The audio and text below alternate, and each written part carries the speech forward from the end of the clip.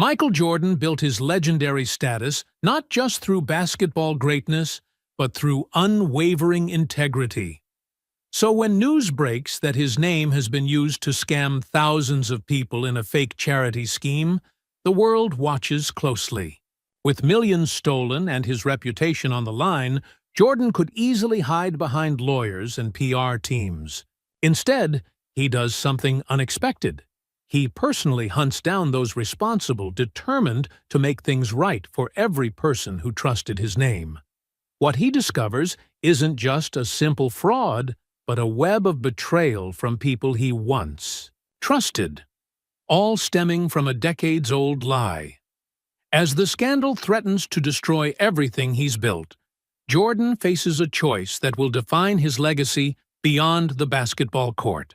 His response will leave even his harshest critics speechless. Michael Jordan leaned back in his leather chair, looking out the wide windows of his office at the Charlotte Hornets headquarters. Rain tapped against the glass, matching the steady beat of his fingers on the polished desk. At 62, his frame was still powerful, his presence still commanding. The basketball legend had traded his Bulls jersey for business suits years ago, but the competitive fire had never left his eyes. His phone buzzed. Michael glanced down and saw Scottie Pippen's name on the screen. His old teammate rarely called. During business hours. "Scottie," Michael answered, his deep voice filling the quiet room. "What's up?" "Mike, have you seen the news?" Scottie's voice sounded tense. "Your name is all over it, man. And not in a good way." Michael frowned, reaching for his tablet. "What are you talking about?" "Turn on any news channel, or check your phone. It's everywhere." Michael pulled up a news site, and his stomach dropped. There it was, splashed across the screen in bold letters. Michael Jordan's name used in massive Chicago charity scam. "What the?" Michael's words caught in his throat as he scanned the article. According to the report, a charity called Jordan's Kids First had collected millions of dollars over the past year, claiming to build a children's hospital in Chicago's Tiananmen South Side. The charity had used Michael's name and image in all its materials, suggesting he was the main supporter and founder. But there was no hospital, no construction, no real charity, just a massive fraud that had now been uncovered. "I've never heard of this charity," Michael said, his voice rising. "Never gave them permission to use my name. Nothing." "I know that," Scottie replied, "but people are asking questions.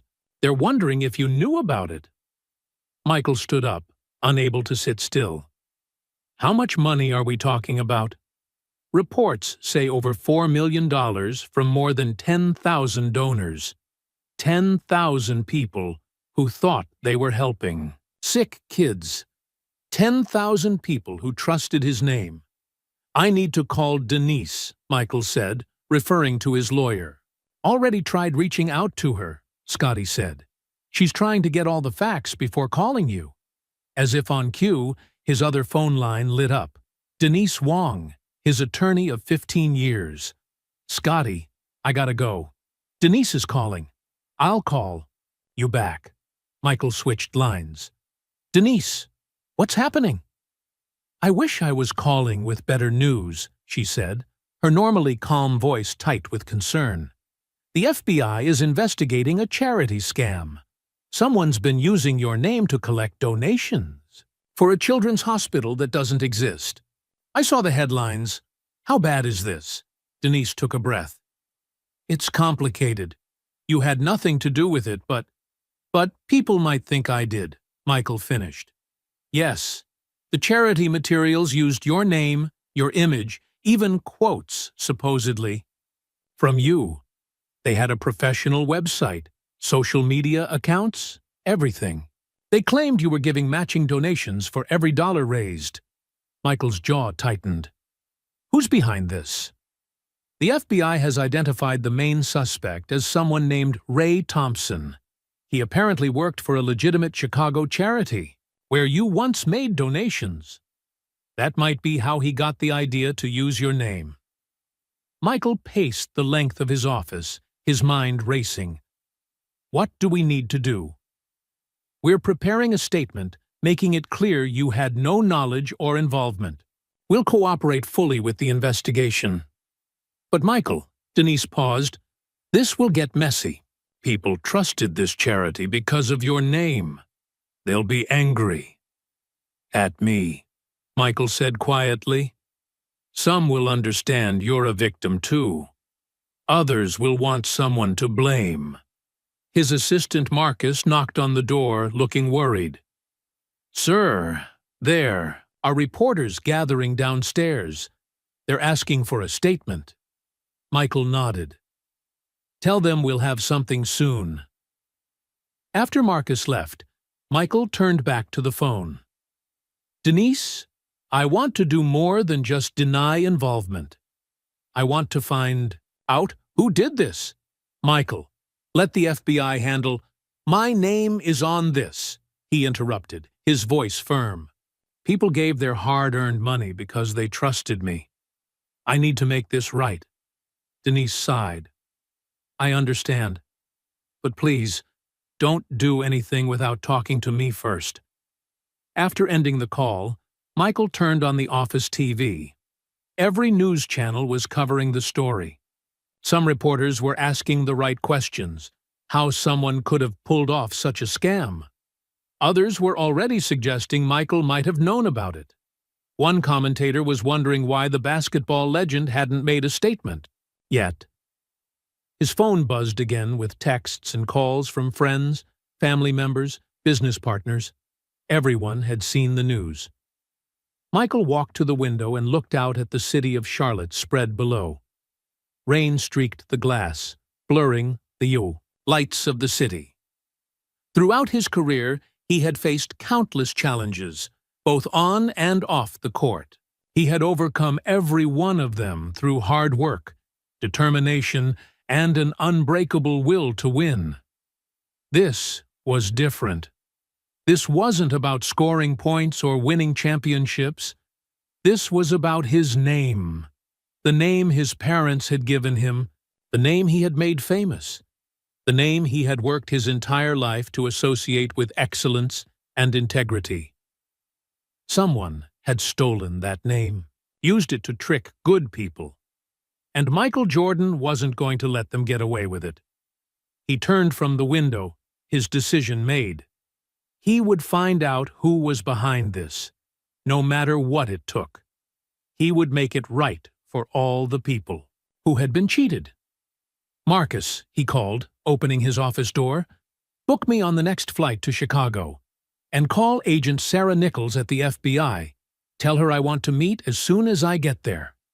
His assistant nodded, already reaching for the phone. Michael returned to his desk and looked at the charity's fake website, still open on his tablet. The scammers had used an old photo of him visiting a children's hospital, smiling with a young patient. Below it was a fake quote. Nothing matters more to me than helping these kids. The worst part was that sentiment was true. He did care about helping children. He had donated millions to real charities over the years. And now his reputation, everything he had built, was at risk. Michael Jordan had never backed down from a challenge in his life. He wasn't about to start now. The private jet touched down at O'Hare International Airport just after 7 p.m. Chicago's famous skyline glowed in the distance as Michael Jordan and his assistant Marcus Allen stepped onto the tarmac. A cold wind blew across the runway, carrying the familiar scent of the city where Michael had become a legend. "Car's waiting, sir," Marcus said, holding up his phone. "I've arranged for us to check in at the peninsula under different names. The press won't find you there." Michael nodded. "Good thinking." As they drove into the city, Michael stared out the window at the streets of Chicago. This had been his kingdom once. The place where millions had chanted his name. Now someone had used that same name to trick people. The newspaper on the seat beside him carried the headline, Jordan charity scandal grows. FBI investigating. Michael pushed it aside. Agent Nichols confirmed she'll meet us at the hotel in an hour, Marcus said, checking his messages. She's bringing what they have so far on this Thompson guy. The Peninsula Hotel staff were professional and discreet, checking them in quickly under the fake names Marcus had arranged. Once they reached the suite, Michael loosened his tie and paced the room, too restless to sit. "What do we know about Ray Thompson?" he asked. Marcus consulted his tablet. "Not much. 48 years old. Worked for the Chicago Children's Foundation. From 2018 to 2022. That's where you made that big donation for their new wing." "I remember," Michael said. "But I don't remember meeting him." "You probably didn't. He was mid-level management, nothing special. Left there and dropped off the radar until this Jordan's Kids First charity started up last year." A knock at the door announced the arrival of FBI agent Sarah Nichols. She was tall, with short, dark hair and sharp eyes that missed nothing. She shook Michael's hand firmly. "Mr. Jordan, I appreciate you coming to Chicago so quickly." "This is my problem to fix," Michael said simply. "What can you tell me?" Agent Nichols opened her laptop on the coffee table. "Raymond Thompson is smart. He used your connection to Chicago and your history of charity work to make this scam believable. He built a perfect fake charity that looked legitimate in every way." She turned the screen toward Michael. "This is the website they created. Professional, detailed, emotional. Stories about sick kids who would be helped by the new hospital. Your quotes and photos everywhere." Michael scrolled through the site, feeling sick. None of this is real? None of it. No hospital plans, no construction, no real staff. Just Thompson and a few others collecting money. "How did they get away with it for so long?" Marcus asked. Agent Nichols sighed. "They were careful.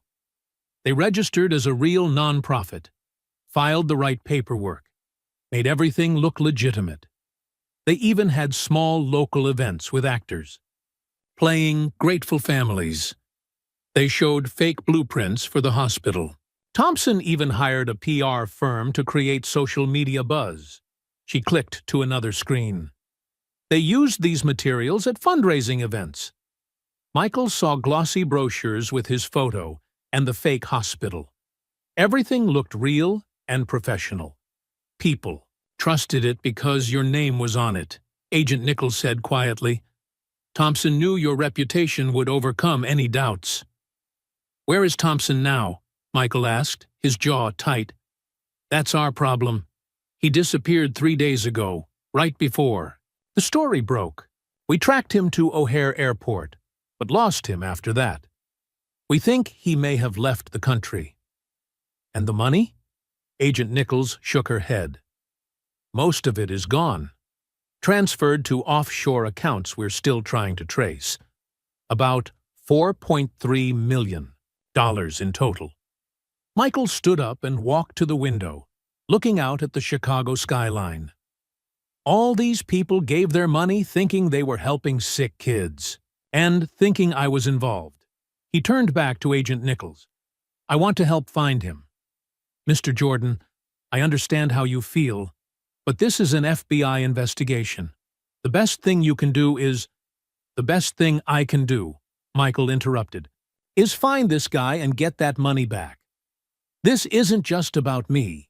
It's about all those people who got cheated using my name." Agent Nichols studied him for a moment. "Legally, I can't involve you in our investigation, but I can keep you informed of our progress." She handed him her card. "If you learn anything that might help us, call me directly." After Agent Nichols left, Marcus looked at Michael. "What's our next move?" "We need more information," Michael said. "Let's find out everything we can about Thompson. Where he worked, where he lived, who his friends were." "I can pull public records," Marcus offered. Social media, employment history, that kind of thing.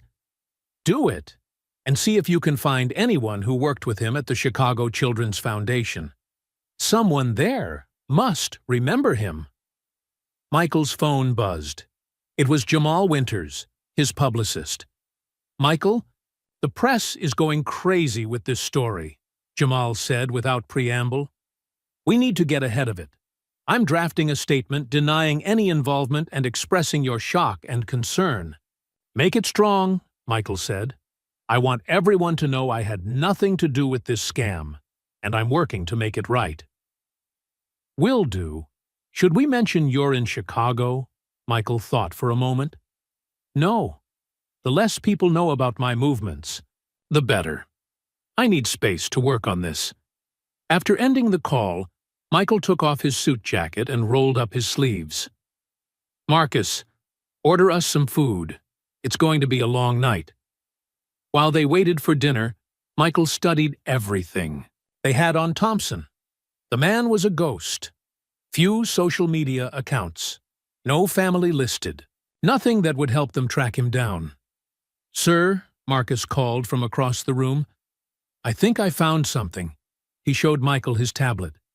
Thompson's last credit card transaction before he disappeared.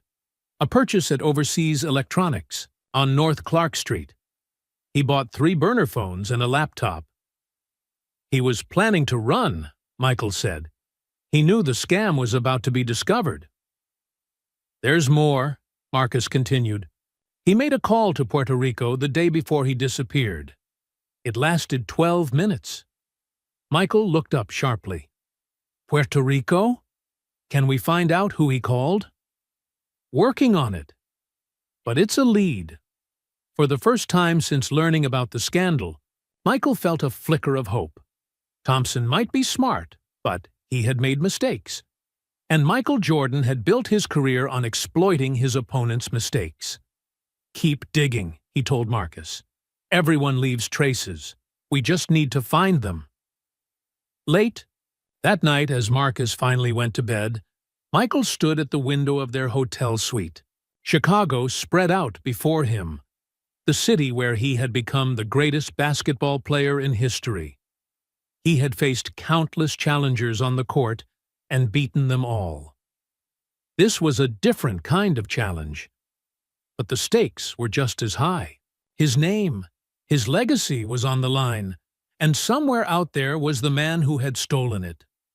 Michael woke early the next morning, his body still on its strict schedule even after all these years away from the game. He ordered coffee from room service and turned on the TV while Marcus slept in the adjoining room. Every news channel was covering the scandal. On CNN, a reporter stood outside the Chicago Children's Hospital.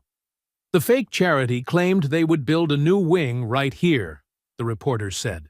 Parents of sick children were among those who donated, believing basketball legend Michael Jordan was backing the project. Michael changed the channel. ESPN was running a special report. This is unprecedented, a commentator was saying. Jordan's name has always been golden. The question now is, did he know about this charity, or was his name used without permission? Another sports analyst jumped in. Either way, it's a failure of oversight. When you're a global brand like Jordan, you have to protect your name. Michael's jaw tightened. A failure of oversight? He had an entire legal team watching for unauthorized uses of his name and image. But this scam had been sophisticated enough to slip through. He flipped to Fox News. Their headline read, Jordan Charity Scandal. Where was the oversight? This is getting worse, Marcus said, entering the room in his hotel bathrobe. He had his phone in his hand. Social media is blowing up. Some people are defending you, but others are asking why you haven't made a statement yet. Michael grabbed his own phone and called Jamal Winters. I need to make a statement, he said when his publicist answered. Today, right now. No, Jamal said firmly. Not until we know more. Right now, anything you say will just feed the story. Trust me on this, Michael. Let me handle the press. Michael paced the hotel room. People are questioning my character on national TV. I can't just stay silent. That's exactly what you need to do, Jamal insisted. Make a statement now, and tomorrow they'll find some new angle to question. We need to let the FBI make progress on finding Thompson. Then we make one strong statement with all the facts. Michael didn't like it, but he knew Jamal was right. His publicist had guided him through media challenges before. Still, it felt wrong to say nothing while his reputation was being attacked. His phone buzzed with another call. It was his son, Jeffrey. "Dad, are you okay? We're all worried about you." Michael softened his voice. "I'm fine, Jeff. Just working to clear this up. The kids are seeing stuff about it at school. Everyone's talking about it." Michael closed his eyes, feeling a stab of pain. His grandchildren shouldn't have to deal with this. "Tell them not to worry," he said. "Your old man didn't do anything wrong, and I'm going to prove it." After hanging up, Michael sat alone on the edge of the bed. The weight of his famous name had never felt so heavy. Throughout his career, being Michael Jordan had opened doors, created opportunities, brought him fortune and fame. Now it felt like a target on his back. The hotel phone rang. It was the front desk. "Mr. Robertson," the clerk said, using Michael's fake name. "There are several reporters in the lobby asking for you. Someone may have leaked your location." "Thanks for the heads up," Michael replied. "Don't confirm I'm here." He turned to Marcus. "We need to move. The press found us." Marcus nodded, already packing his bag. "I'll arrange for a car at the service entrance." Within 20 minutes, they were in a new SUV with tinted windows, driving north on Lakeshore Drive. "Where to?" Marcus asked. Michael thought for a moment. "Let's go somewhere they won't expect. My old neighborhood." The driver took them to the north side, where Michael had lived during his Bulls years. The area had changed, but some things remained the same. They found a small hotel that catered to business travelers, not the type of place anyone would expect to find Michael Jordan. In their new room, Marcus set up his laptop. "I've been running background checks on Thompson.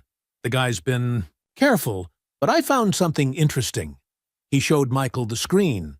Thompson made several large payments to someone named Carlton Reed over the past year. Michael frowned. "That name sounds familiar." "It should," Marcus said. "I checked our records. Carlton Reed worked for your foundation 10 years ago. He was a project manager for about 3 years." Michael remembered now. Carlton had been efficient, dedicated. Nothing spectacular, but solid. He'd left to take another job somewhere. "He would know how I run my charity work," Michael said slowly. "He could have helped Thompson make the fake charity seem legitimate." "That's what I'm thinking," Marcus agreed. "And here's the interesting part. Reed is still in Chicago. He has an apartment in Lincoln Park." For the first time in days, Michael smiled. "Then I think it's time we paid him a visit." "I'll let Agent Nichols know," Marcus said, reaching for his phone. Michael shook his head. "Not yet. Let's see what Reed has to say first. If we bring in the FBI too soon, he might lawyer up and stop talking." Outside their hotel, news vans cruised. The streets, searching for the elusive basketball legend. Reporters speculated about Michael's silence. Critics questioned his integrity. But Michael Jordan wasn't listening anymore. He had a lead. He had a plan. And Carlton Reed had some explaining to do. The next morning, Michael's phone buzzed with an email notification. The sender wasn't familiar. lisa.chenegmail.com. The subject line read, "I worked for Jordan's Kids First. I can help." This could be a trap, Michael told Marcus, showing him the email. Someone trying to get information or a picture they can sell to the press. Marcus nodded. Probably. But what if it's real? Let me read it. The email was brief. Mr. Jordan, my name is Lisa Chen. I worked as an accountant for Jordan's Kids First for 6 months, until 2 weeks ago. I didn't know it was a fake charity at first. When I figured out what was happening, I collected evidence. Ray Thompson threatened me when I confronted him. I'm scared, but I want to help make this right. I can meet you somewhere public if you want to talk. Lisa. Could be legitimate, Marcus said, considering. Or it could be a reporter trying to get close to you. Michael read the email again. Something about it felt genuine. The simple language, the lack of dramatic claims. Let's check her out, Michael decided. See if there's a Lisa Chen who matches this description. Marcus went to work, fingers flying over his laptop keyboard. Within 20 minutes, he had results. Lisa Chen, 32, CPA, lives in Evanston. She did work for a few legitimate charities before this. No red flags in her background. Seems like a regular person. Can you find a picture? Marcus pulled up her LinkedIn profile. The woman had a kind face, dark hair, and glasses. So she could be telling the truth, Michael said. But we still need to be careful.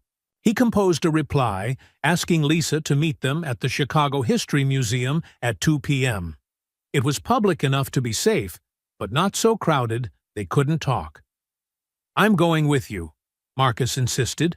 Wouldn't have it any other way, Michael replied. They arrived at the museum early, scanning the visitors for potential trouble. The museum was busy but not packed. Michael wore a baseball cap and sunglasses, keeping his head down. There she is, Marcus whispered, nodding toward a bench near the Chicago sports exhibit. Lisa Chen sat alone, clutching a purse to her chest. She looked nervous, her eyes darting around the room. Michael noted the irony. She was sitting directly beneath a display case that held one of his Bulls jerseys. Michael approached slowly, waiting until she noticed him. Her eyes widened in recognition. Mr. Jordan, she whispered, standing quickly. Thank you for coming. Let's sit somewhere we can talk, Michael said quietly. They found a quiet corner near an exhibit about the Great Chicago Fire. Marcus stood nearby, watching for anyone who might be following them. How do I know you're really Lisa Chen who worked for this fake charity? Michael asked directly. She pulled out her wallet and showed him her driver's license. Then she produced a business card for Jordan's Kids First with her name and financial officer printed under it.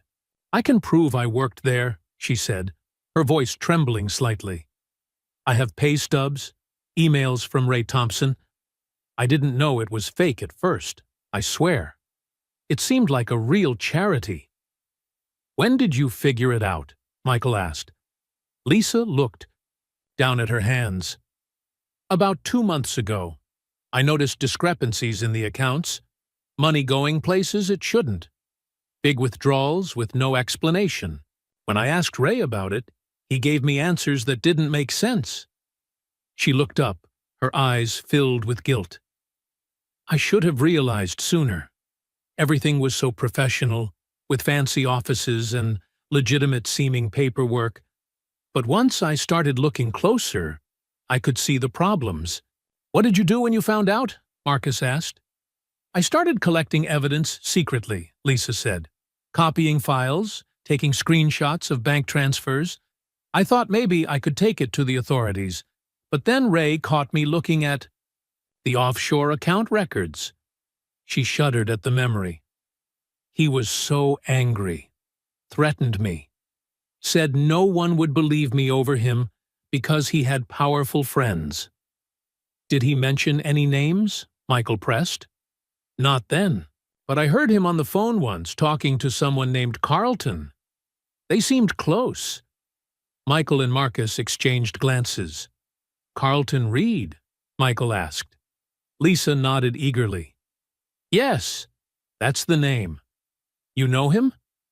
He used to work for my real foundation, Michael said grimly. Lisa's eyes widened. That explains a lot.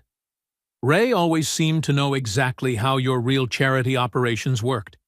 He could answer any question about how you typically handled donations or events.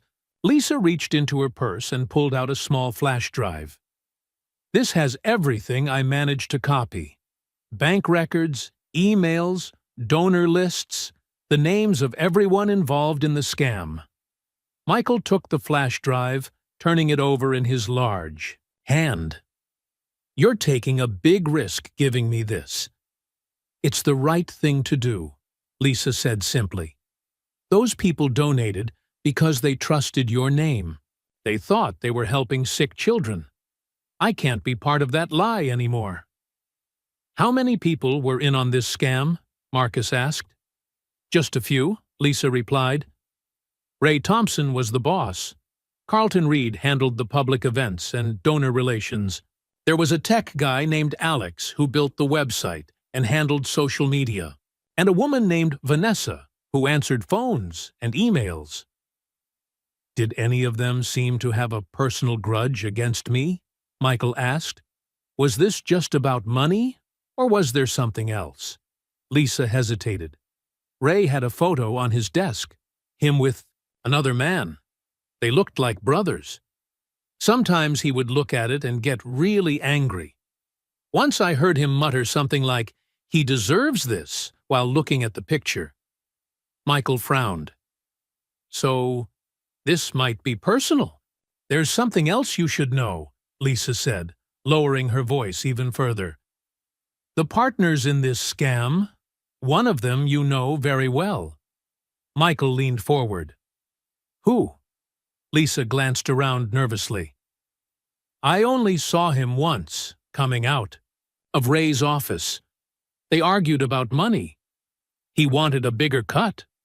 Who was it? Michael pressed. I don't know his name, Lisa admitted.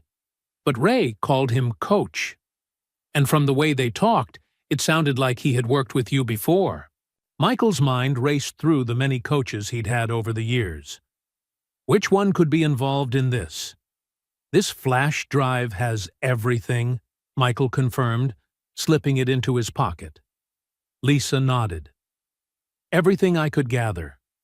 There's a file, with passwords to the charity's accounts too. You might be able to see where the money went. Thank you for coming forward, Michael said sincerely. The FBI will want to talk to you. Fear flashed across Lisa's face. I'm scared of what Ray will do if he finds out I helped you. We can arrange protection, Marcus assured her. Agent Nichols will make sure you're safe. As they left the museum, Michael felt the weight of the flash drive in his pocket. It might contain the answers they needed. Where the money went, who was involved, and most importantly, why someone would target him this way. Let's get back and see what's on this drive, Michael said to Marcus. And then we're paying Carlton Reed a visit. Behind them, Lisa Chen walked quickly in the opposite direction, constantly looking over her shoulder as if afraid someone might be following her. What she had given them could break the case wide open. But her final revelation bothered Michael deeply. One of his former coaches might be involved in this scheme. Someone he had trusted. Someone who knew him well. The betrayal cut deep. But it also made Michael more determined than ever to uncover the truth. Back at their hotel, Michael and Marcus huddled around the laptop, examining the contents of Lisa's flash drive. File after file appeared on the screen. Bank statements, emails, donor lists, and promotional materials for the fake charity. This is incredible, Marcus whispered as they scrolled through the evidence. She got everything. Michael focused on a spreadsheet showing money transfers. Millions had flowed into the charity's accounts, only to be quickly moved offshore. Can we trace where the money went? Marcus studied the numbers. Some of it, maybe. They used banks in the Cayman Islands and Panama. But look at this. He pointed to a series of payments made to different accounts. One name appeared repeatedly: Carlton Reed. Over $300,000 to Reed in the past year, Michael said, his jaw tightening. He was definitely in on it. They continued digging, opening email exchanges between Thompson and Reed. "Look at this one," Michael said, pointing to the screen. The email from Thompson to Reed read, "Everything is going according to plan. Jordan has no idea. 2 more months, and we'll have enough to disappear. Remember, this isn't just about the money." Reed's Toysahard reply was brief. "I know, but I still don't think we should involve Danny in this. It's too risky." "Who's Danny?" Marcus wondered aloud. Michael shook his head. "No idea. But this confirms it's not just a money scam. There's something personal here." They found another folder labeled Coach. Inside were several voice recordings. Michael clicked on one, and a familiar voice filled the room. "This is taking too long. I need my cut now, not in 2 months. Do you know what could happen if anyone finds out I'm involved in this?" Michael's beatsits. Blood ran cold. He recognized the voice immediately. "That's Frank Miller," he said quietly. "Your assistant coach from the Bulls." Marcus asked, surprised. Michael nodded slowly. "I never liked him much, but I respected him. He helped us win championships." Frank Miller had been an assistant coach during the Bulls' second three-peat. He'd been known for his defensive strategies and tough practices. After the Bulls' dynasty ended, he'd bounced around the league before disappearing from basketball altogether. Why would he do this? Michael wondered, the betrayal stinging freshly. They continued through the files and found photos of the fake charity's offices. It looked completely legitimate. Professional signage, staff working at desks, even framed photos of Michael on the walls. "No wonder people fell for it," Marcus said. "They made it look so real." "They had inside help," Michael replied grimly. "Reed knew how I ran my foundation. Miller knew me personally. They used that knowledge to make everything seem authentic." The last folder on the drive contained personal information about Ray Thompson. His address, his background, his family connections. There was a photo that matched what Lisa had described. Thompson with another man who looked similar to him, possibly a brother. "We've got enough here to take to the FBI," Marcus said. Michael nodded. "We will. But first, let's pay Carlton a visit. I want to look him in the eye when I ask why he betrayed me." It was after 7 p.m. when they pulled up outside Carlton Reed's apartment building in Lincoln Park. The modern glass high-rise overlooked the city, the kind of place that came with a hefty monthly rent. "Living well on stolen money," Michael observed as they entered the lobby. The security guard recognized Michael immediately, his eyes widening in surprise. "Mr. Jordan, I'm a huge fan," Michael smiled politely. "Thanks. I'm here to see Carlton Reed. It's a surprise visit." The guard hesitated for just a moment, then grinned. "Apartment 1103. Should I call up and let him know you're coming?" "No need," Michael said. "Like I said, it's a surprise." In the elevator, Marcus checked his phone. "Agent Nichols has been texting. She wants an update." "We'll call her after we talk to Carlton," Michael replied, watching the floor numbers climb. When they reached the 11th floor, they walked down a carpeted hallway to apartment 1103. Michael knocked firmly on the door. No answer. He knocked again, louder this time. Still nothing. "Maybe he's not home," Marcus suggested. Michael frowned and tried the door handle. To his surprise, it turned. Easily. The door was unlocked. "That's not a good sign," Marcus said quietly. They stepped into the apartment cautiously. It was a spacious, modern unit with floor-to-ceiling windows offering a spectacular view of Chicago's skyline. But something wasn't right. The place felt empty. "Carlton!" Michael called out. No response. They moved through the apartment, checking each room. The bed was unmade. Drawers were left open with clothes spilling out. The bathroom counter was cluttered with toiletries. "Looks like he left in a hurry," Marcus observed. In the kitchen, they found dirty dishes in the sink and a half-empty coffee cup on the counter. On the refrigerator, a takeout menu was held up by a magnet. "He didn't plan to leave," Michael said. Something spooked him. Marcus opened the refrigerator. Fresh food inside, nothing expired. He must have left very recently. On the kitchen counter, nearly hidden behind a stack of mail, was a small piece of paper. Michael picked it up. It was a boarding pass for a flight to San Juan, Puerto Rico. The date was that morning. "He's running," Michael said, showing the boarding pass to Marcus. "But now we know where." They continued searching the apartment. In the bedroom closet, they found a locked safe. After trying several combinations, Marcus suggested using numbers that might be important to Carlton. "Try his birthday," Michael suggested. April 15th, 1978. Marcus entered 041578. The safe remained locked. "What about the date he started working for your foundation?" Michael thought back. June 10th, 2012. Marcus tried 061012. Nothing. Then Michael remembered something. "The date of my 6th championship win, June 14th, 1998. He always talked about being at that game." Marcus entered 061498. The safe clicked open. Inside was a passport, several bundles of cash totaling about $10,000, and a handwritten note.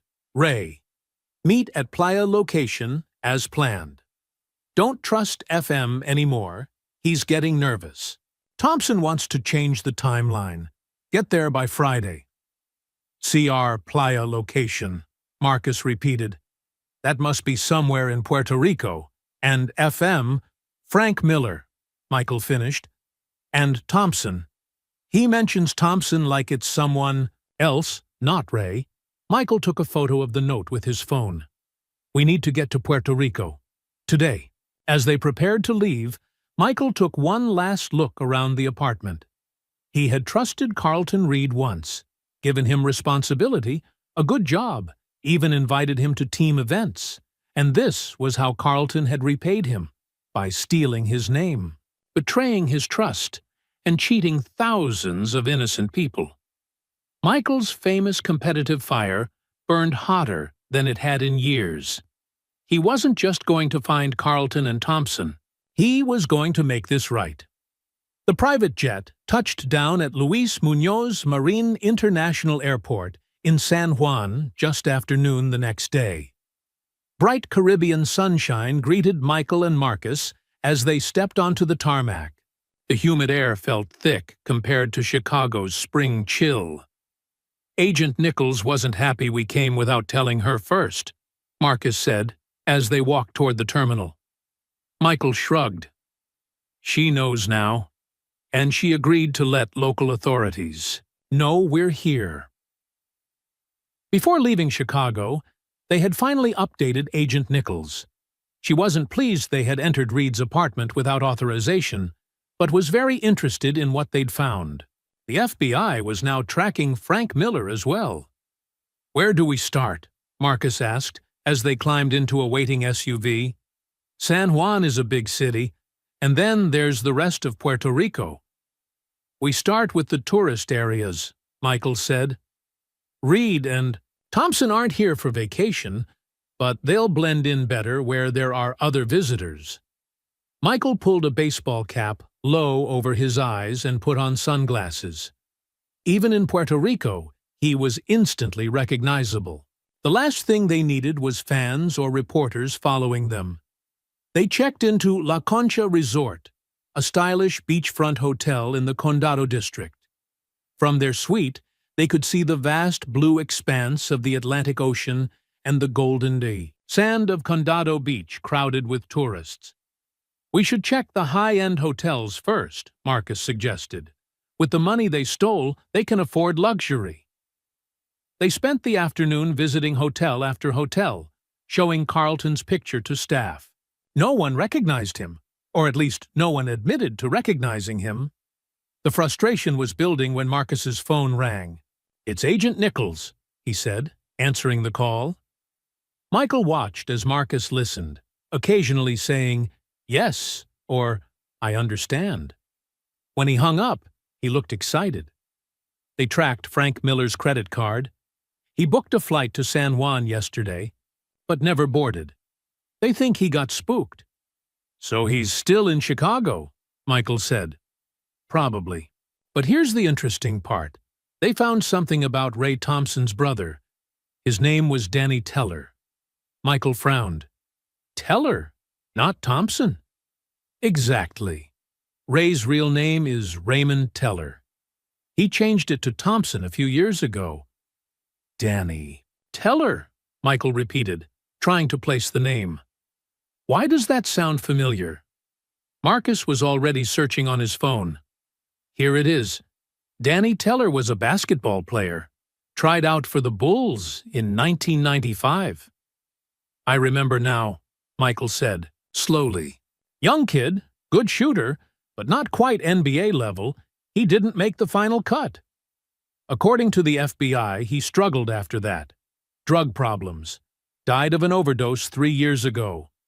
Michael absorbed this information silently. A failed basketball player whose brother blamed him somehow? Could this whole elaborate scam be about revenge? "We need to find them now," Michael said, his voice firm. "Let's split up. I'll check the marinas. If they're planning to hide out on one of the smaller islands, they'll need a boat. You check the tour companies and car rental places." For the rest of the afternoon, they searched. Michael visited every marina in San Juan, showing Carlton's picture and asking questions. Most people shook their heads or shrugged, but at a small boat rental shop near Condado Beach, he finally got lucky. The shop owner, an older man named Diego Ferrer, studied Carlton's picture carefully. "See, this man was here," he said in accented English. "Yesterday. He rented my fastest boat. Paid cash, double the normal rate." Michael felt a surge of excitement. "Did he say where he was going?" Diego shook his head. "No, but he bought many supplies. Food, water, extra fuel, enough for a long trip or for reaching one of the smaller islands." "Was he alone?" Michael asked. Diego scratched his gray beard thoughtfully. "No, there was another man with him. Older, nervous-looking. He stayed in the car mostly, but I saw him." "What did he look like?" "Maybe 50, thin, with glasses." He seemed afraid, looking around all the time. That matched Ray Thompson's description from the photos they'd seen. Michael thanked Diego and was about to leave when the man called after him. "Wait! I know who you are. You're Michael Jordan, yes?" Michael nodded reluctantly, expecting the usual request for an autograph or photo. Instead, Diego's expression darkened. "That man who rented my boat, did he do something to you?" "He stole my name," Michael said simply. "Used it to trick people." Diego spat on the ground. "Disgraceful. My son loved watching you play. No one should steal another man's name." He paused, then added, "My cousin Elena knows these waters better than anyone. She can take you where you need to go." 20 minutes later, Michael was on the phone with Marcus. "I found them," he said. "They rented a boat yesterday. I'm arranging for someone to take us after them." "I'll meet you at the marina," Marcus replied. "I might have something too." A car rental place remembers Reed. He was asking about ferries to Vieques and Culebra. Elena, Diego's cousin, turned out to be a woman in her 50s, with weathered skin and sharp eyes that missed nothing. She greeted them at the marina, already preparing a powerful speedboat. "Diego says you chase bad men," she said, eyeing Michael with curiosity. "These waters have many places to hide." "They rented a boat from your cousin yesterday," Michael explained. "We need to find them." Elena nodded. "There are many small islands where they could go. Culebra, Vieques, even Palomino or Icacos. Or they could go to the Virgin Islands, very close from here." As the boat cut through the waves, leaving San Juan behind, Michael stared at the endless blue water. Somewhere out there were the men who had stolen his name and cheated thousands of people. The vastness of the Caribbean suddenly made the task seem impossible. They checked 3 small islands without success. On each, Elena knew someone: a harbor master, a restaurant owner, a local fisherman. She asked questions in rapid Spanish while Michael and Marcus waited, hoping for news. By late afternoon, as the sun began to lower in the sky, frustration was setting in. They had found no sign of Reed or Thompson. Elena suggested they try one more place before dark. "Isla de Vieques," she said, pointing to an island in the distance. "It is special. The U.S. Navy used it for training for many years, but now it is for tourists and those who want to disappear." The speedboat raced toward Vieques, bouncing over the waves. As they approached, Michael could see why someone might choose this island as a hiding place. Long stretches of undeveloped coastline, thick forests, and only a few small towns dotted the landscape. They docked at a small harbor in the town of Esperanza. Unlike the other islands they'd visited, Elena didn't immediately lead them to someone she knew. Instead, she looked uncertain. "I don't come to Vieques often," she admitted, "but there is a place where visitors go, a bar called the Blue Parrot. We can ask there." The Blue Parrot was a small open-air bar on the waterfront. Ceiling fans spun lazily overhead, and Bob Marley played softly from speakers. A mix of tourists and locals sat at tables and along the bar. The bartender, a young woman with dark hair pulled back in a ponytail, eyed them curiously as they approached. Elena spoke to her briefly in Spanish, before showing her Carlton's picture on Michael's phone. The woman's eyes widened in recognition. "Yeah, I saw this guy yesterday," she said in perfect English. "He was in here with another man, older guy.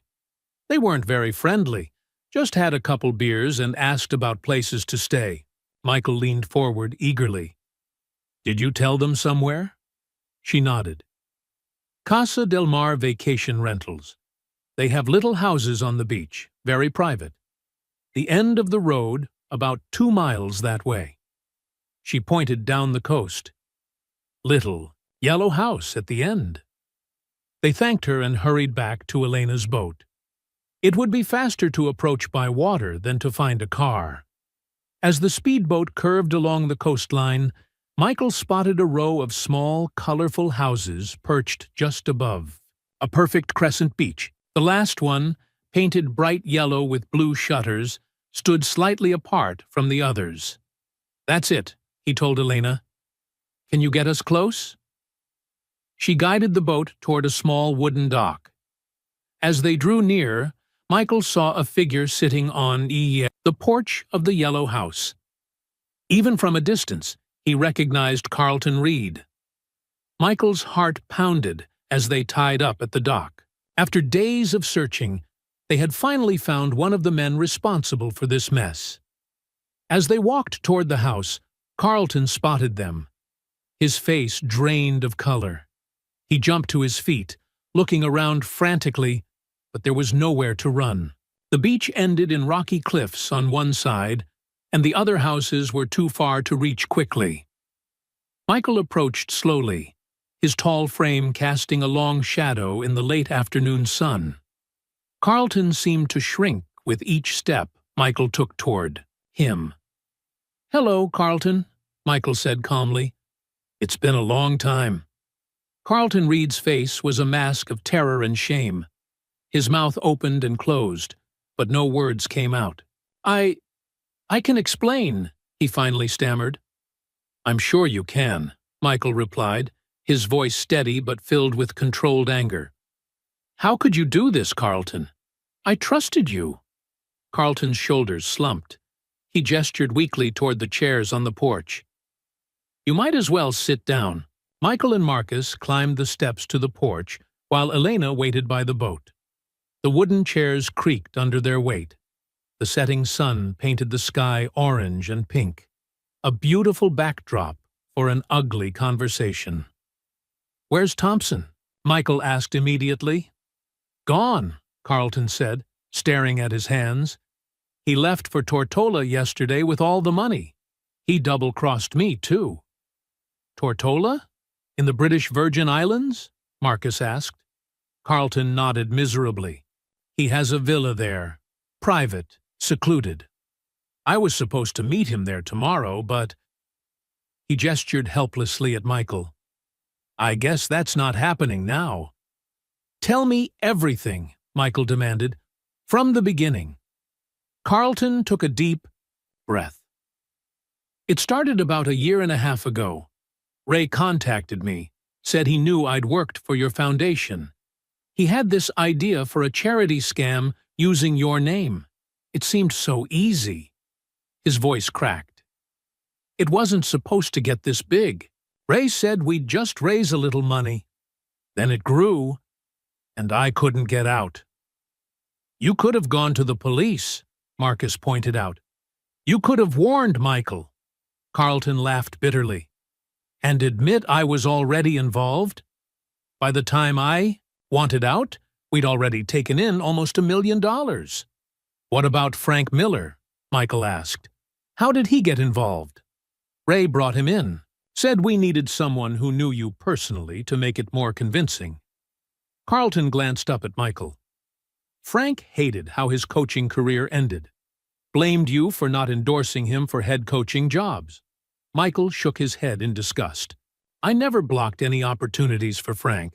That's in his head." "There's something else going on here," Michael continued, leaning forward. "This isn't just about money, is it? Why me? Why my name?" Carlton looked away, toward the setting sun. "You should ask Ray that question." "Oh, I will," Michael promised. "And you're going to help me find him." "Why would I do that?" Carlton asked. "I'm already looking at prison time." "Because helping me might be the only thing that helps you in Fevar Second Court," Michael said. "And because it's your chance to do one right thing in this whole mess." Carlton was silent for a long moment. Then he nodded slowly. "Ray's real name is Raymond Teller. His brother was Danny Teller. The kid who tried out for the Bulls in '95, Michael said. "I remember. Danny always told his brother that you, specifically, told the coaches not to pick him," Carlton explained. "Said you felt threatened by his talent."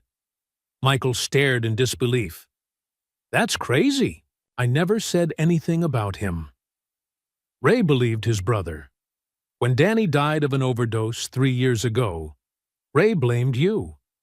Said Danny might have had a different life if he'd made the team. The pieces were finally falling into place.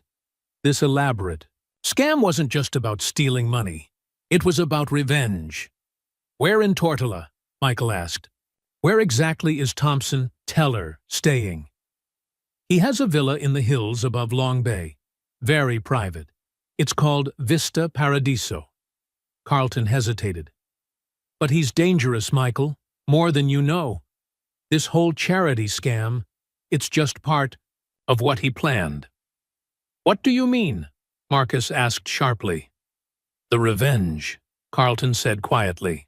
"Ray always said the money was just the first step. He has something else planned. Something big that would destroy your reputation forever. Michael stood up. We're going to Tortola. Now. And you're coming with us. Carlton's face paled. I can't. Go back there. Ray will kill me if he knows I've talked to you. You should have thought about that before you stole my name, Michael said coldly. As they led Carlton to Elena's boat, Marcus pulled Michael aside. We should call Agent Nichols, he said in a low voice.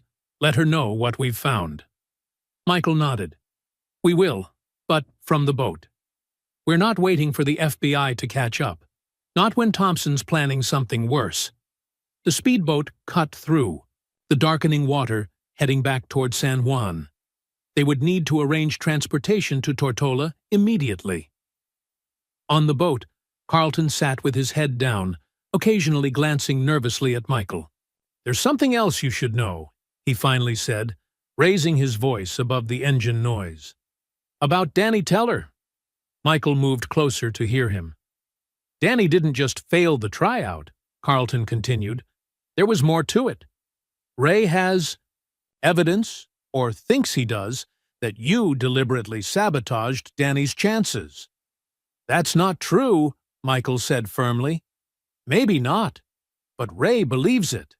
And that's what this is all about. Carlton looked up at Michael, his eyes haunted. He's been planning this for years, waiting for the perfect moment, the perfect revenge. As San Juan's lights came into view, Michael thought about Raymond Teller, a man consumed by hatred over something that never happened, a man who had spent years plotting revenge for an imagined wrong. We'll stay at the airport hotel tonight, Michael told Marcus as they approached the marina. First flight to Tortola in the morning. Carlton looked up. You're really going to confront him? Yes, Michael said simply. What are you going to do when you find him? Carlton asked. Michael stared at the city lights reflecting on the dark water. Throughout his career, he had faced countless opponents on the basketball court. He had studied them, learned their weaknesses, then defeated them. Raymond Teller was just another opponent, a different game, but the same principles applied. I'm going to look him in the eye, Michael said, and I'm going to tell him the truth. What happens after that is up to him. As they docked at the marina, Michael's phone rang. It was Agent Nichols.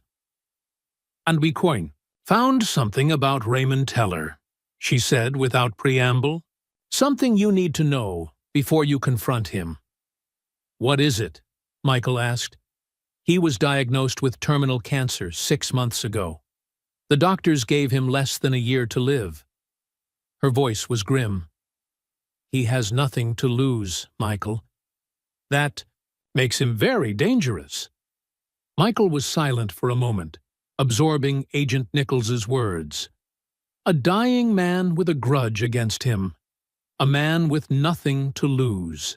That's all the more reason I need to face him, Michael finally said. We're heading to Tortola tomorrow morning. Michael, wait for us, Agent Nichols urged. We're working with local authorities. We can have people there by tomorrow afternoon. He might be gone by then, Michael replied. I need to do this now. After ending the call, Michael turned to Marcus and Carlton. Change of plans. We leave for Tortola tonight. Within 2 hours, they had chartered a small plane. The pilot wasn't happy about a night flight, but changed his mind when he recognized Michael Jordan. By 11 p.m., they were airborne, flying over the dark Caribbean Sea. Carlton sat alone in the back of the plane, staring out the window. Marcus leaned close to Michael. Do you trust him? He asked quietly, nodding toward Carlton. No, Michael answered. But we need him to find Thompson. Teller, Marcus corrected. Raymond Teller. Michael nodded. Right. I need to remember that. This is personal for him. The small plane landed at Terence B. Lettsome International Airport just after midnight. Despite the late hour, they quickly arranged for a rental car and a hotel room where they could get a few hours of sleep before continuing their search in the morning. As dawn broke over Tortola, Carlton finally revealed the full story. Ray's brother Danny was a good player, he explained as they drove through the winding roads of the island. Maybe not NBA level, but he had talent. When he didn't make the Bulls, he spiraled, started using drugs, got into debt. Ray supported him for years, watched him destroy himself. And he blamed me, Michael said. Carlton nodded. Danny told him you specifically blocked him, said you felt threatened because he played your position and had a similar style. Michael shook his head. I was playing baseball when he tried out. I wasn't even there. I know, Carlton replied, but Ray never questioned his brother's story. After Danny died, Ray became obsessed with getting revenge. He spent years planning it.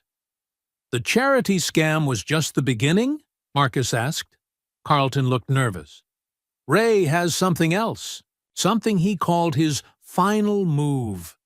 He wouldn't tell me exactly what it was, but he said it would destroy you completely. Something about evidence he's been saving.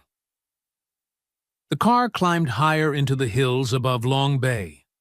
Luxury villas dotted the landscape, each with breathtaking views of the turquoise sea. That's it, Carlton said suddenly, pointing to a modern white structure perched on the hillside. Vista Paradiso. The villa was stunning, all clean lines and glass, with an infinity pool stretching toward the ocean view. It looked peaceful and beautiful, not like the hideout of a man consumed by hatred. They parked some distance away and watched the villa through binoculars. I see movement, Marcus said. Someone's on the terrace. Michael took the binoculars. Through them, he could see a thin man with gray hair sitting at a table working on a laptop. Raymond Teller. That's him, Carlton confirmed. And he's alone. He must have sent the security guys away. How do you want to handle this? Marcus asked. Michael thought for a moment. I want to talk to him alone, face to face. That's too dangerous, Marcus protested. He hates you. And he's dying. Agent Nichols was right. He has nothing to lose. That's exactly why I need to do this, Michael replied. He needs to hear the truth. From me. What about me? Carlton asked nervously. You stay in the car with Marcus, Michael said firmly. You've done enough damage already. Michael began walking toward the villa, his tall figure casting a long shadow in the morning sun. As he approached, he could see Raymond more clearly. The man looked ill, his face gaunt, his body thin. Cancer was already taking its toll. Raymond didn't seem surprised when Michael stepped onto the terrace. He looked up from his laptop with a calm expression. I wondered how long it would take you to find me, he said. It's over, Raymond, Michael said. The FBI knows everything. About the charity scam, about your real name, all of it. Raymond shrugged. It doesn't matter anymore. I got what I wanted. What? Money? Revenge? Michael moved closer. You hurt a lot of innocent people just to get back at me for something I didn't do. Didn't do? Raymond's calm facade cracked. My brother had talent. He could have been something. But you took that away from him. I never said a word about your brother, Michael said evenly. Not to anyone. His tryout was before I came back to the Bulls that season. I wasn't even there. Raymond's eyes narrowed. You're lying. Check the dates, Michael challenged him. I was still playing baseball when Danny tried out. I never met him, never saw him play, never said a word about him to anyone. For a moment, Raymond just stared at him. Then he turned to his laptop and began typing frantically, searching for information. Michael watched as the man's face changed, confusion replacing certainty. That can't be right, Raymond muttered. Danny said, Your brother was wrong, Michael said gently. And so were you. Raymond looked up, his face suddenly years older. All this time... I'm sorry about your brother, Michael continued. Truly. But I had nothing to do with what happened to him. Raymond slumped in his chair. I've spent years planning this. Years believing... Why didn't you just ask me? Michael said. Why go through all this? Raymond laughed bitterly. Ask you? The great Michael Jordan? Would you have even taken my call? Yes, Michael said simply. I would have. A long silence stretched between them. In the distance, birds called to each other, and waves crashed against the shore far below. It was a beautiful day on a beautiful island, a sharp contrast to the ugly truth being exposed on the terrace. It's too late now, Raymond finally said. His voice sounded hollow. I can't undo what I've done. No, you can't, Michael agreed, but you can start making it right. Return the money. Tell the truth. Raymond's eyes hardened. So you can be the hero again? The great Michael Jordan saves the day? He shook his head. No, I may have been wrong about you and Danny, but I've gone too far to back down now. He turned back to his laptop. Do you want to see what I was working on when you arrived? My final statement. Explaining why I did all this. It would have been released after my death. Michael looked at the screen. Raymond had been writing a long document, detailing his beliefs about Michael's role in his brother's failed career and subsequent downfall. It's all a lie, Michael said quietly. Based on another lie, Raymond admitted. My brother's lie. He closed the laptop.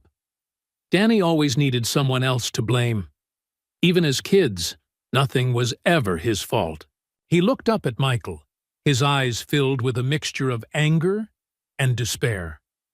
What happens now? Before Michael could answer Raymond's question, the quiet moment was shattered by the sound of car doors slamming. Through the villa's large windows, they could see several vehicles pulling up.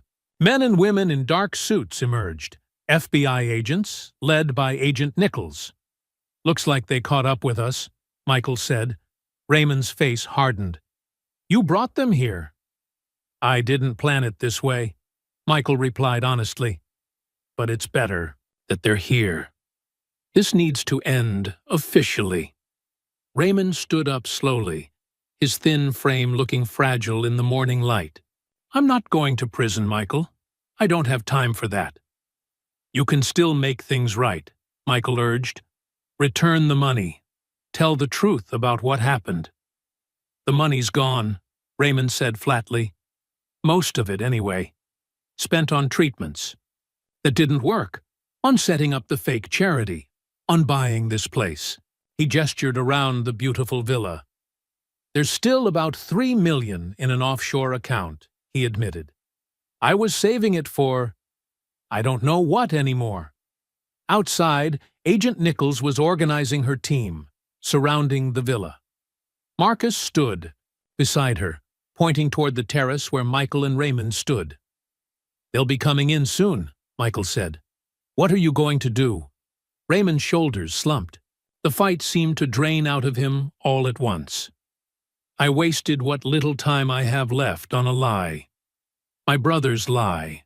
He walked to a cabinet and pulled out a folder. This is the account information. The passwords. Everything you need to access. The remaining money. He handed it to Michael. At least those people can get some of their donations back. Michael took the folder.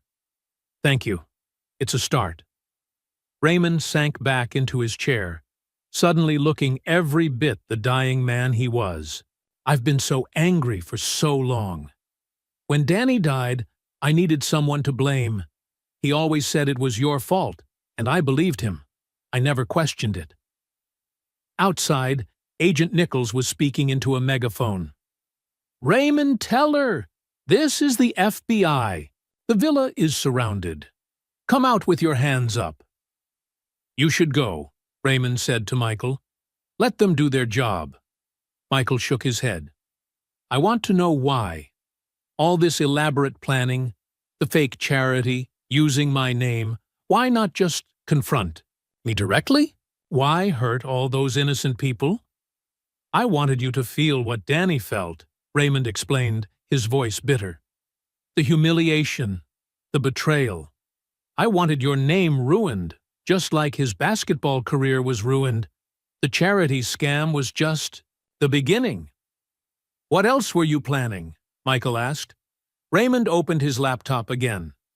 "I have emails, documents, video recordings, all fake, but convincing, showing you were secretly involved in gambling and game fixing during your career. I was going to release it all after my death. No one could trace it back to me then. Your legacy would be destroyed forever."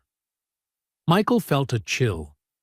Fake evidence of gambling and game fixing would have been devastating to everything he had built. "They're fabricated," Raymond continued. "But they look real. Very real." The sound of footsteps on the stairs told them the FBI agents were approaching. "Is it on that laptop?" Michael asked urgently. "All of it?" Raymond nodded. "And backed up online.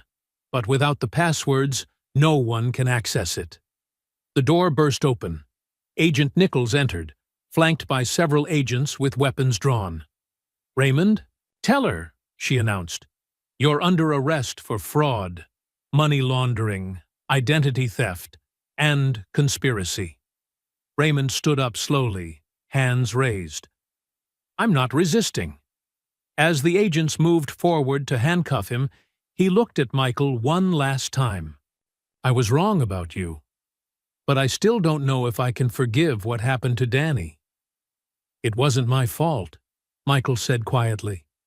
"But I'm sorry for what happened to your brother. And to you." The agents began reading Raymond his rights. "Agent," Nichols approached Michael. "Are you okay?" she asked. Michael nodded, holding up the folder Raymond had given him.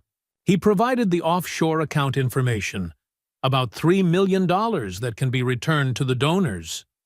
"That's good," Agent Nichols said, looking surprised. "We'll need that as evidence, but it will help his case if he's cooperating." As the agents led Raymond away, Michael called after him. "Raymond!" Raymond turned. "The passwords," Michael said, "for the fake evidence you created. Will you tell them to Agent Nichols?" Raymond's face was unreadable. For a long moment he said, "Nothing." Then, slowly, he nodded. "It was all based on a lie," he said. "There's no point continuing it." After Raymond was taken away, Michael stood alone on the terrace, looking out at the spectacular view. The blue Caribbean stretched to the horizon, peaceful and endless. Marcus joined him. "It's over," he said. "Almost," Michael replied. "There's still a lot to clean up." Agent Nichols returned, looking tired but satisfied. "Raymond's cooperating fully. He's given us access to all his files, including the fake evidence he created against you. We'll make sure it's destroyed. And the money?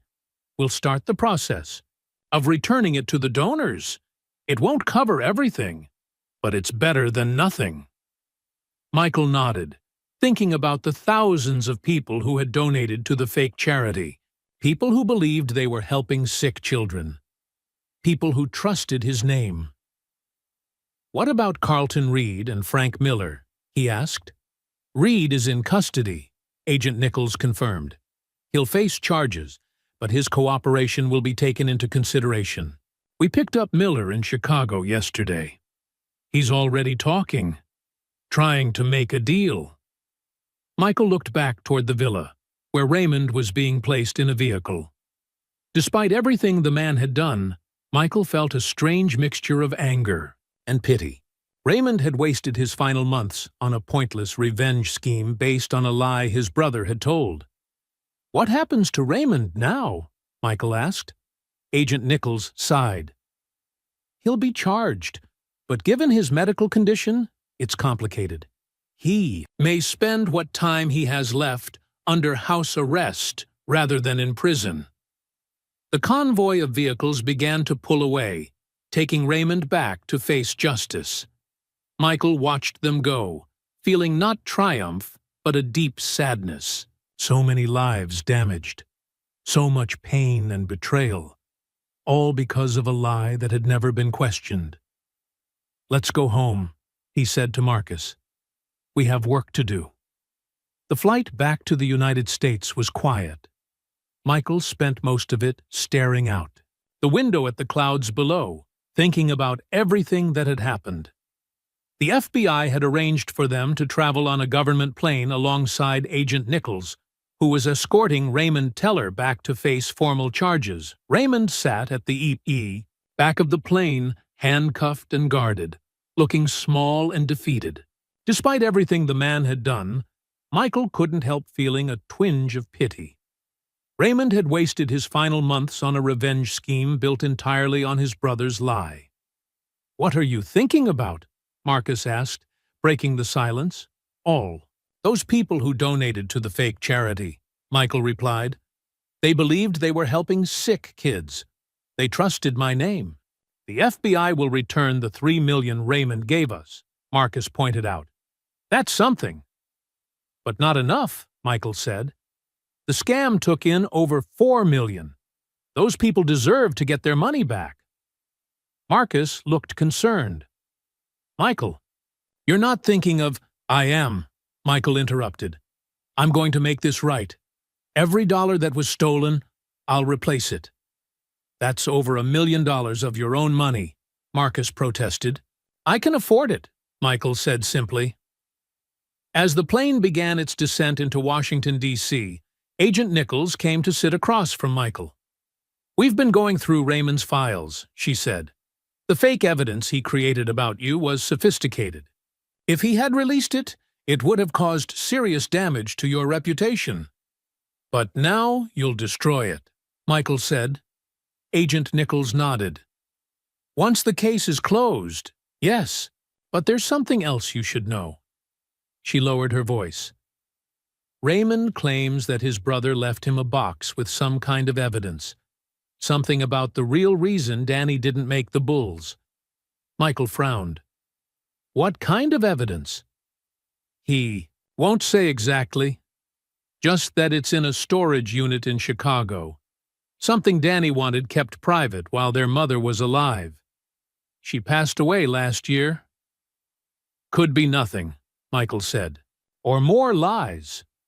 "Maybe," Agent Nichols agreed, "but we'll check it out. I'll let you know what we find." As they prepared to land, a flight attendant passed Michael a note. It was from Raymond. "I know you don't owe me anything," it read, "but I'd like to speak with you one more time before they take me away. 5 minutes." Michael stared at the note for a long moment, then stood up and walked to the back of the plane. The FBI agent guarding Raymond stepped aside to give them some privacy. "Thank you for coming," Raymond said, his voice weak. He looked exhausted, his face gray with fatigue. "I wanted to apologize, not just for the charity scam, but for everything I planned to do to your reputation." "You were wrong about me," Michael said, "but I understand why you believed your brother." Raymond nodded slowly. "Family loyalty. It blinded me." He coughed, a dry, painful sound. "The doctors say I have maybe 2 months left. Not much time to make amends." "The money you returned will help," Michael said. "It's not enough," Raymond replied. "I know that. But there's something else." He leaned forward, speaking quietly. "In that storage unit, with Danny's things, there's evidence about why he really didn't make the team. He never wanted anyone to know, especially our mother." "What kind of evidence?" Raymond looked away. Danny threw his tryout, deliberately played poorly. He was in debt to some bad people. They bet against him making the team. Michael felt a surge of anger. So, all these years, you blamed me for something your brother did to himself? I never knew, Raymond said, his voice breaking. He lied to everyone. The storage unit has a videotape and letters proving it. I only found it after our mother died. The plane touched down, bumping slightly on the runway. What are you going to do with this information? Michael asked. It's your choice, Raymond said. The FBI will find the storage unit. What happens to its contents is up to you. As the plane taxied to a stop, FBI agents approached to take Raymond away. I'm sorry, Raymond said one last time, for everything. Michael watched as they led Raymond off the plane. Outside, more agents and police vehicles waited on the tarmac. Raymond's remaining life would be spent either in a prison hospital or under house arrest. His revenge plan had come to nothing. Back in Chicago the next day, Michael met with Jamal Winters, his publicist, to discuss how to handle the aftermath of the scandal. The press is still all over this, Jamal reported. But the tone is changing. People are starting to understand you were a victim too. I want to make a statement, Michael said. A press conference. It's time to set the record straight. Good idea, Jamal agreed. We'll emphasize that you had nothing to do with the fake charity, that the FBI has caught those responsible, and that some of the money will be returned to donors. I want to announce something else, Michael said. I'm going to personally repay every dollar that wasn't recovered. And I'm establishing a real children's hospital fund with an initial donation of $10 million of my own money. Jamal stared at him. Michael, that's incredibly generous, but it's not about generosity, Michael interrupted. It's about trust. When you've been blessed with success like I have, your name means something. People trust it. I won't let someone destroy that trust. As Jamal worked on arranging the press conference, Michael received a call from Agent Nichols. We found the storage unit, she said, and you need to see what's inside.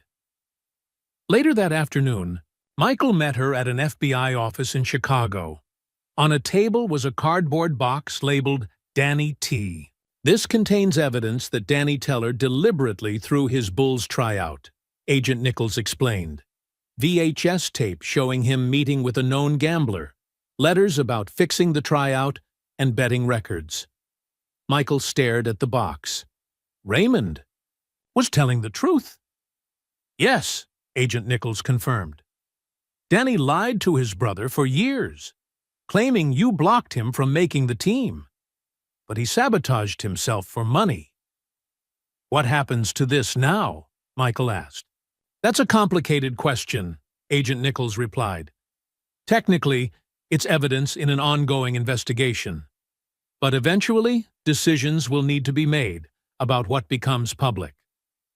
Michael thought about Raymond, dying in custody, still, believing his brother had been a victim rather than the architect of his own failure. Raymond should know the truth about his brother, Michael said finally. But after that, I want this sealed. Danny's dead. Revealing this publicly won't help anyone. Agent Nichols nodded. I think that can be arranged.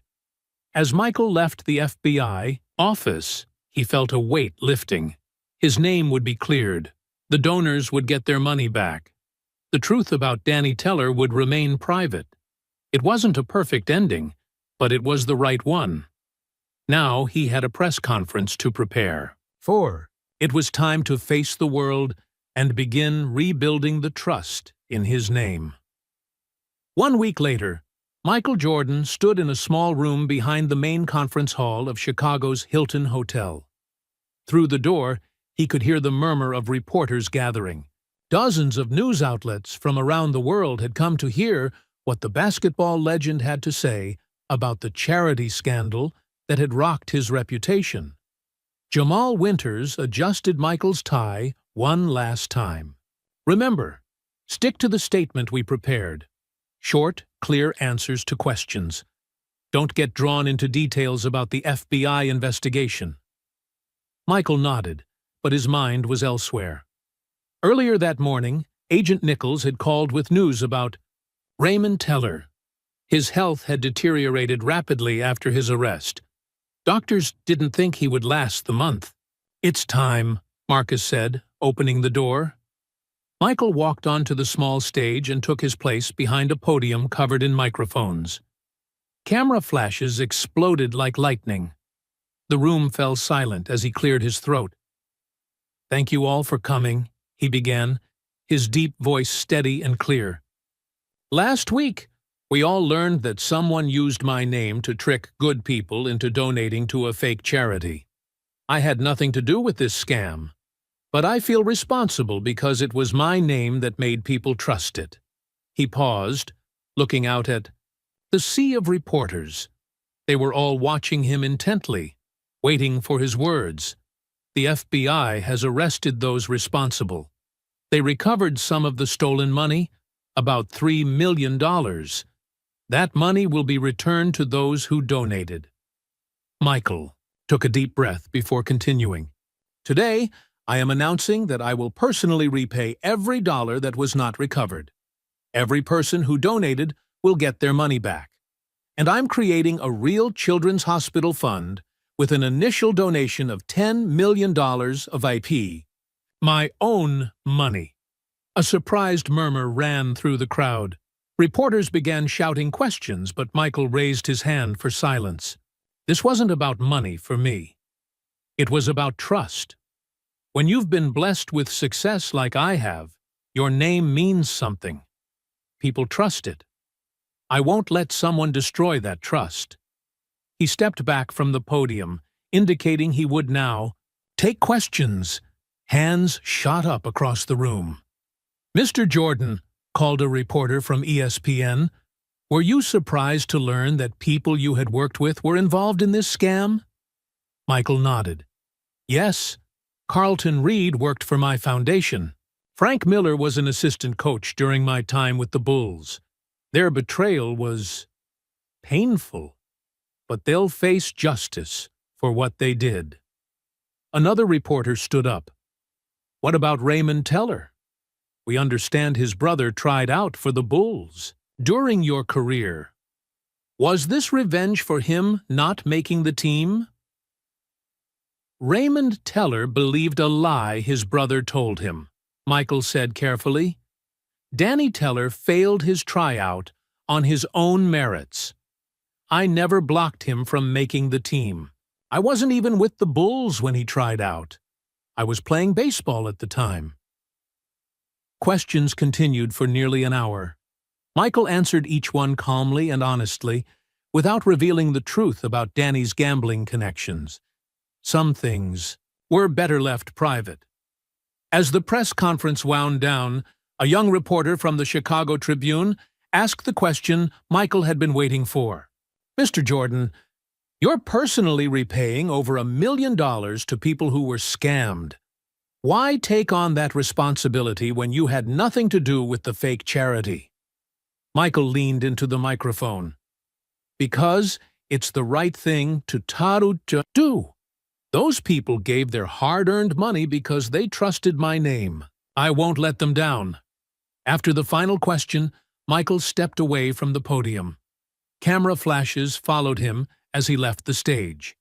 In the hallway, Marcus waited with Agent Nichols. "Well done," Agent Nichols said. "Clear, honest, and generous. The public will respond well to that." "I hope so," Michael replied. "Has Raymond seen the evidence yet? The video of his brother?" Agent Nichols nodded. "Yesterday, he asked me to give you a message." "What is it?" He said, "Thank you for letting me know the truth, even though it hurt." Michael absorbed this silently. Raymond Teller had spent years plotting revenge based on his brother's lie. Now, in his final weeks, he had to face the painful truth. "What will happen to him?" Michael asked. Given his condition, he's been transferred to a secure medical facility, rather than prison. He won't see trial.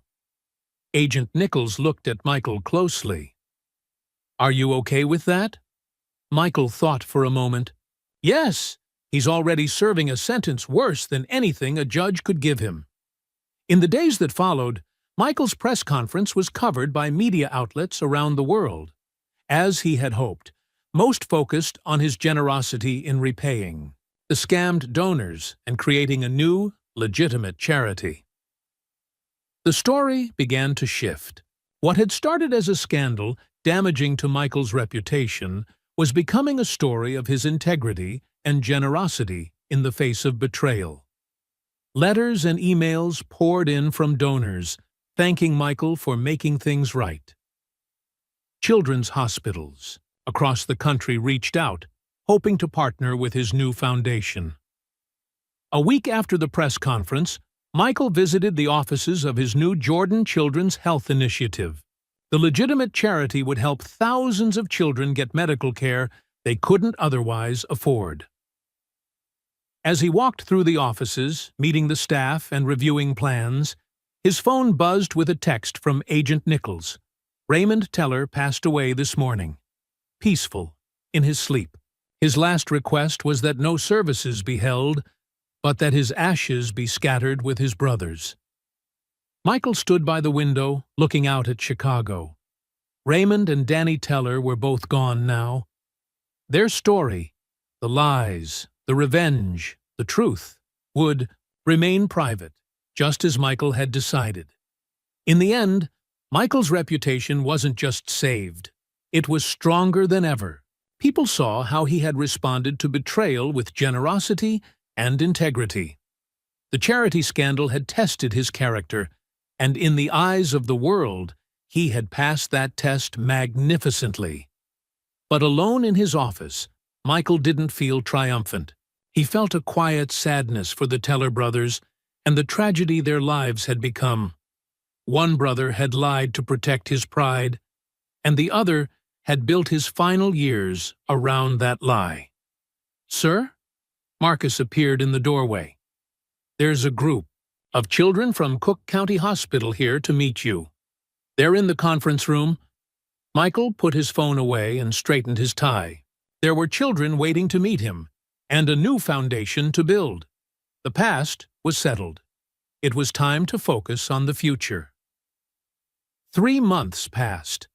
The new Jordan Children's Health Initiative was thriving, having already helped hundreds of kids get medical care they couldn't otherwise afford. The charity scandal had faded from the headlines, replaced by newer stories. Michael was working in his office at the Charlotte Hornets headquarters when Marcus brought in the Daily Mail. "Mostly the usual," Marcus said, setting the stack on Michael's desk. "Fan mail, business proposals, charity requests." But one envelope caught Michael's eye. It had no return address, just his name written in shaky handwriting. He opened it carefully. Inside was a letter, dated a week before Raymond Teller's death. The prison medical facility's stamp was in the corner. "What is it?" Marcus asked, noticing Michael's expression. "A letter from Raymond Teller," Michael replied quietly. Marcus frowned. "How did he get your address?" "Probably from Carlton Reed." Michael unfolded the letter and began to read. "Mr. Jordan," it began, "I can never undo the damage I caused. I let bitterness consume me and hurt innocent people in the process. But there's something you should know." The letter explained that before his arrest, Thompson had hidden something important. In a storage unit in Chicago was a box containing evidence about the real reason Danny Teller didn't make the Bulls. Michael stopped reading and looked up at Marcus. "Agent Nichols already showed us this evidence. We know Danny threw his tryout for gamblers." "Keep reading," Marcus suggested. Michael returned to the letter. "The FBI may have found my first storage unit," Raymond continued, "but there's a second one they don't know about. Unit 219 at Lakeview Storage." The code is 7392. Inside is a box with more evidence about Danny. Things I couldn't bear to look at after I found them. Maybe they should be destroyed. Maybe they matter. I leave that decision to you. The letter ended simply. I'm sorry for everything. Raymond. Michael set the letter down slowly. He had a second storage unit. Should we tell Agent Nichols? Marcus asked. Michael thought for a moment. Not yet. Let's see what's there first. The next day, they flew to Chicago. The Lakeview storage facility was in a quiet industrial area on the city's north side. The manager barely glanced at them as they signed in under false names. Unit 219 was small, just 5 by 5 feet. Michael entered the code, 7392, and the padlock clicked open. Inside was a single cardboard box labeled Danny. Michael lifted it carefully. It wasn't heavy. Let's not open it here, he said to Marcus. They took the box to their hotel room. When they finally opened it, they found old documents and a videotape from 1995. The tape was labeled Bulls Tryout After. We should watch this, Marcus said. They requested a VCR from the hotel's concierge, who seemed confused by the outdated technology request, but managed to find one. When they connected it to the TV and inserted the tape, the screen showed a grainy image of what appeared to be a locker room. Danny Teller sat on a bench, head in his hands. A man approached him, a man who looked like a sports agent. Money changed. Hands. You did good, the agent said. Nobody will suspect anything. You looked just good enough to be considered, but just bad enough to get cut. Danny took the money, but didn't look happy. This feels wrong. I could have made the team. Maybe, the agent shrugged. But this way, you get paid either way. The guys who bet against you are happy, and you've got cash in hand. There was more conversation, with Danny expressing regret, and the agent reassuring him he'd get another shot somewhere else. The tape ended. Michael sat back, processing what he'd seen. He threw his own tryout, Michael said quietly. Just like Raymond said. But this proves it beyond any doubt, Marcus agreed. And there's more in the box. They found letters between Danny and several gamblers, proving he was working with them to throw his Bulls tryout. The gamblers had bet significant amounts of money against him making the team. He lied to his brother, Michael said. All these years, Raymond thought I ruined Danny's career, but Danny ruined it himself. What do we do with this? Marcus asked, gesturing to the box. Michael was quiet for a long time, thinking. This evidence would completely clear his name if there were any lingering doubts. It would prove beyond question that Danny Teller had sabotaged his own career, not Michael Jordan. But it would also destroy whatever memory Raymond had of his brother. Even though Raymond was gone, it felt wrong to tarnish Danny's memory publicly. Wahid should give this to Agent Nichols, Marcus suggested. It's evidence of sports gambling. The crimes happened almost 30 years ago, Michael pointed out. Everyone involved is probably gone or untraceable now. He picked up the tape, turning it over in his hands. This doesn't need to become public. Danny paid for his mistakes with his life. His brother paid with his. It's over. So what do we do with it? Michael thought for a moment longer.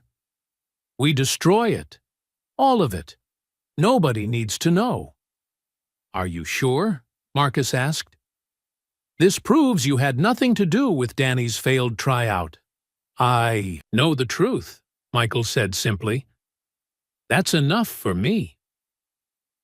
That evening, they burned the letters in the hotel room's bathroom sink. The tape they destroyed by pulling out the film and cutting it into pieces.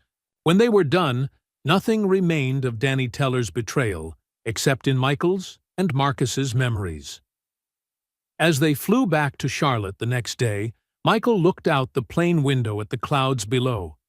He thought about the Teller brothers, Danny, who had thrown away his chance at greatness for gambling money, and Raymond, who had spent his final days seeking revenge for a wrong that never happened. It was a sad story, a story about lies and their consequences, about how one bad decision could echo through years and affect so many lives. But it was over now. Michael had faced the challenge and emerged stronger. His reputation was intact. His new foundation was helping children who truly needed it. Something good had come from something bad. When they landed in Charlotte, a reporter was waiting at the gate, having somehow learned that Michael had made a quick trip to Chicago. "Mr. Jordan," she called out, "is your trip related to the charity scandal?" Michael paused, thinking about the box they had found and destroyed, about the truth that would remain forever private. "No," he said with a small smile. "Some things are in the past now. I'm focused on the future." And with that, he walked on, leaving the last echoes of the scandal behind him. I hope you enjoyed this journey of betrayal, determination, and ultimately, redemption. Where are you listening from today? I'd love to know which part of the world this story reached. Drop your location in the comments below. If you enjoyed this story, please take a moment to like this video and subscribe to our channel.